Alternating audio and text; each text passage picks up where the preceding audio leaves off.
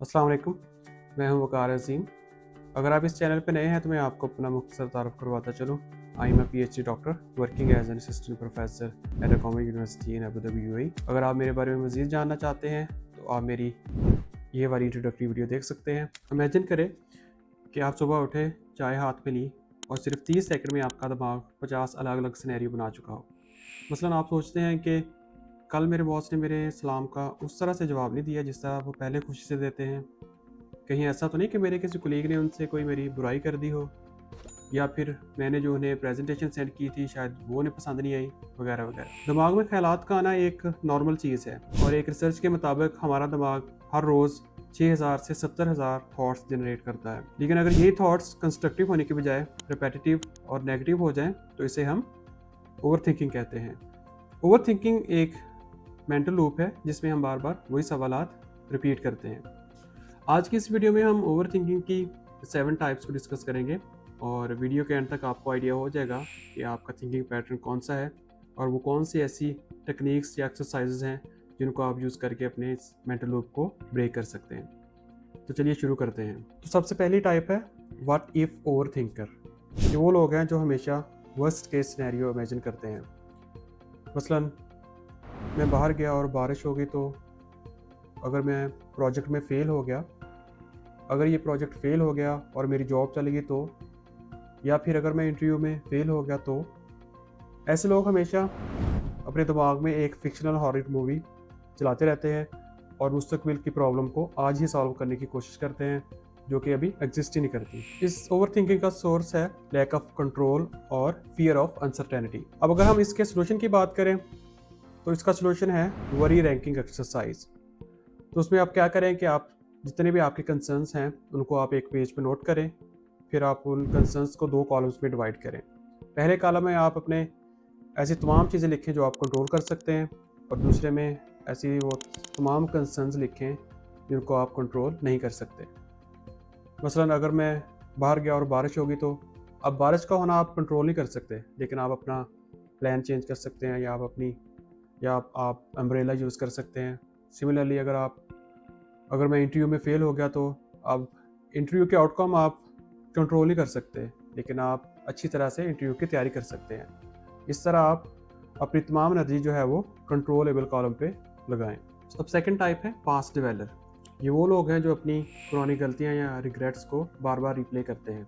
मसलन मुझे उस गैदरिंग में ये बात नहीं करनी चाहिए थी, काश कि मैं वो जॉब अपॉर्चुनिटी ना रिजेक्ट करता। अब इस सोच का मसला ये है कि पास्ट को चेंज नहीं किया जा सकता, लेकिन जब हम पास्ट को बार बार रिलीव करते हैं तो हम अपने प्रेजेंट को भी वेस्ट कर देते हैं।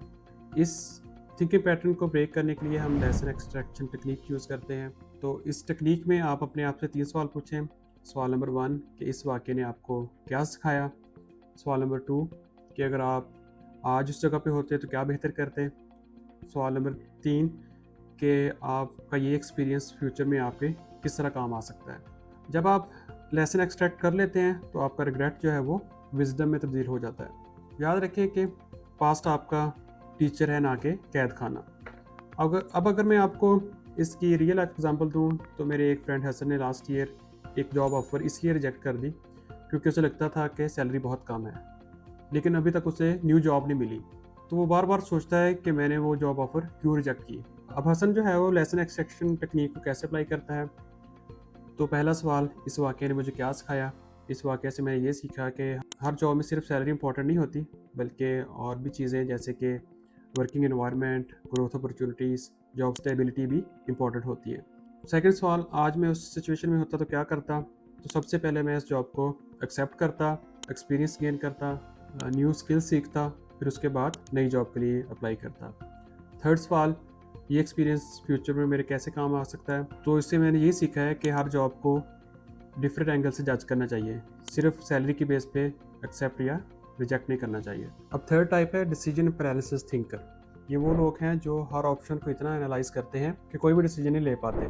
मसलन मैं ये वाला ड्रेस लूँ या वो वाला, मैं फिज़िक्स में एडमिशन लूँ या केमिस्ट्री में, मैं कौन सा फ़ोन लूँ, सैमसंग लूँ या आईफोन लूँ। ये लोग जो हैं वो परफेक्शन और फियर ऑफ रिग्रेट का शिकार होते हैं और वो सोचते हैं कि शायद एक गलत डिसीजन जो है वो उनकी सारी ज़िंदगी बर्बाद कर देगा। अब इसके सोल्यूशन के लिए आप 51% रूल अप्लाई करें।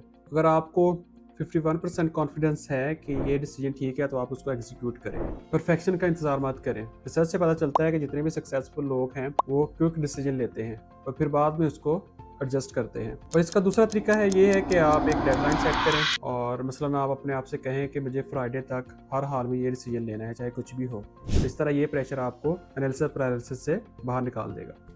फोर्थ टाइप है इमोशनल स्पाइरल थिंकर। ये वो लोग हैं जो एक नेगेटिव थॉट से दूसरे पे, फिर तीसरे पे और फिर चौथे नेगेटिव थॉट पे चले जाते हैं। मिसाल के तौर पे आज सुबह आपका बॉस आपको देख के मुस्कुराया नहीं, तो पहला ख्याल कहीं मेरा बॉस मुझसे नाराज़ तो नहीं है। दूसरा ख्याल ज़रूर मैंने कोई मिस्टेक कर दी होगी। तीसरा ख्याल लगता है कि मेरी जॉब खतरे में है। चौथा ख्याल पता नहीं अब मुझे कोई और जॉब मिलती भी है या नहीं। देखा आपने, आप एक छोटे से इवेंट से कहाँ तक पहुँच गए। इस सोच का रूट काज है कैटास्ट्रोफाइजिंग, यानी छोटी चीज़ को बड़ा बनाना। अब इसके लिए आप रियलिटी टेस्टिंग टेक्निक यूज़ करें। जब भी आपको कोई ऐसा ख्याल आए तो आप अपने आप से ये पूछें कि क्या मैं फैक्ट्स पे जा रहा हूँ या ये सिर्फ अजम्पशंस ही हैं, क्या इस बात का कोई कंक्रीट एविडेंस है। ये टेक्निक आपको स्पाइरल थिंकिंग से एक्चुअल थिंकिंग में वापस लाएगी। और इसके साथ साथ ग्राउंडिंग एक्सरसाइज भी करें और इन ग्राउंडिंग एक्सरसाइज की डिटेल आप मेरी इस वीडियो में देख सकते हैं। फिफ्थ टाइप है द अप्रूवल सीकर। ये वो लोग हैं जो हमेशा सोचते हैं कि दूसरे उनके बारे में क्या सोचेंगे। मसलन अगर मैं ये ड्रेस पहनूंगा तो लोग क्या कहेंगे, अगर मैंने मीटिंग में ये सवाल पूछा तो लोग मजाक तो नहीं उड़ाएंगे। इंस्टाग्राम पे स्टोरी लगानी है, 15 फिल्टर्स ट्राई किए फिर डिलीट कर दिए कि लोग क्या कहेंगे। इस सोच का मसला है एक्सटर्नल वैलिडेशन की डिपेंडेंसी। जब आपकी सेल्फ वर्थ दूसरों की ओपिनियन पर डिपेंड करे तो आप कभी भी सेटिस्फाई नहीं हो सकते। इसके सोल्यूशन के लिए आप वैल्यू एंकरिंग एक्सरसाइज करें। आप अपनी कोर वैल्यूज सेट करें और उनके कागज़ पे लिखें। मसलन आपके लिए इंटेग्रिटी इंपॉर्टेंट है, आपके लिए आपकी फैमिली ओपिनियन मैटर करती है, आप आगे बढ़ना चाहते हैं और सीखना चाहते हैं। उसके बाद जब आप ये अपनी कोर वैल्यू सेट कर लें, इसके बाद जब भी आप कोई डिसीजन लें उसको इन कोर वैल्यूज़ की बेस पे जज करें, ना कि दूसरों के ओपिनियन पे। याद रखें कि लोग आपके बारे में इतना नहीं सोचते जितना कि आप इमेजिन करते हैं। अब हम बात करते हैं टाइप नंबर 6 की, जो है द सेल्फ क्रिटिक। ये वो लोग हैं जो अपनी छोटी से छोटी चीज़ को भी क्रिटिसाइज़ करते हैं। मसलन अगर उन्होंने 10 काम किए हैं, उनमें से 9 सही है और 1 गलत है, तो उनका दिमाग उस एक गलत काम पे ही अटका रहेगा। ये लोग अपनी छोटी से छोटी गलती को भी अपनी आइडेंटिटी बना लेते हैं और इसका नतीजा लो सेल्फ एस्टीम और इम्पोस्टर सिंड्रोम की सूरत में निकलता है। इसके सोल्यूशन के लिए आप एविडेंस कलेक्शन टेक्निक यूज़ करें। अपनी अचीवमेंट्स की एक लिस्ट बनाएं। हर रोज़ या हर हफ्ते आप अपनी अचीवमेंट्स को नोट करें। मसलन आप टाइम पे उठे, आपने प्रोजेक्ट कंप्लीट किया, या फिर आपने हेल्थी खाना खाया, ओवर ईटिंग नहीं की। और जब भी आपका सेल्फ क्रिटिक आप पर हावी होने लगे तो आप इस लिस्ट को पढ़ें और अपने दिमाग को ट्रेन करें कि वो आपकी अच्छाइयों पर भी फोकस करें। 7th और लास्ट टाइप है ओवर प्लानर। ये वो लोग हैं जो हर चीज़ की डिटेल को कंट्रोल करना चाहते हैं। मसलन मेरी शादी में तो हर चीज़ परफेक्ट होनी चाहिए और मेरे कैरियर का रोड मैप बिल्कुल क्लियर होना चाहिए। ये लोग अगर वेकेशन पे भी जाएंगे तो हर मिनट का शेड्यूल बनाते हैं। शेड्यूल बनाना और उसको फॉलो करना अच्छी चीज़ है, लेकिन मसला ये है कि ऐसे लोग जब शेड्यूल से 10 मिनट भी ऊपर नीचे होते हैं तो स्ट्रेस में चले जाते हैं। ये लोग परफेक्शनिज्म और फियर ऑफ अनसर्टेनिटी की वजह से इतना स्ट्रेस लेते हैं कि ये लाइफ को एंजॉय करना भूल जाते हैं। इसके सोल्यूशन के लिए हम माइक्रो एक्शन टेक्निक यूज़ करेंगे। सबसे पहले आप एक छोटा सा स्टेप लें, उसका रिजल्ट दे के नेक्स्ट स्टेप डिसाइड करें। याद रखें कि हर चीज़ परफेक्टली प्लान करना ज़रूरी नहीं है। फ्लेक्सिबिलिटी और अडैप्टेबिलिटी भी सक्सेस का हिस्सा है। याद रखें कि लाइफ में कुछ चीज़ें अनप्रेडिक्टेबल होंगी और ये लाइफ का हिस्सा है। So embrace the uncertainty as part of growth. तो ये थी ओवर थिंकिंग की 7 टाइप्स और उनका सोल्यूशन। याद रखें अवेयरनेस फर्स्ट स्टेप है, एक्शन दूसरा स्टेप। आप अपनी सोच को कंट्रोल कर सकते हैं, आपकी सोच आपको नहीं। कमेंट्स में बताएं कि आपका थिंकिंग पैटर्न कौन सा है और कौन सी एक्सरसाइज आपके लिए यूजफुल रही। आप लोगों से इंशाल्लाह नेक्स्ट वीडियो में दोबारा मुलाकात होगी। अपना ख्याल रखिएगा। अल्लाह हाफिज़।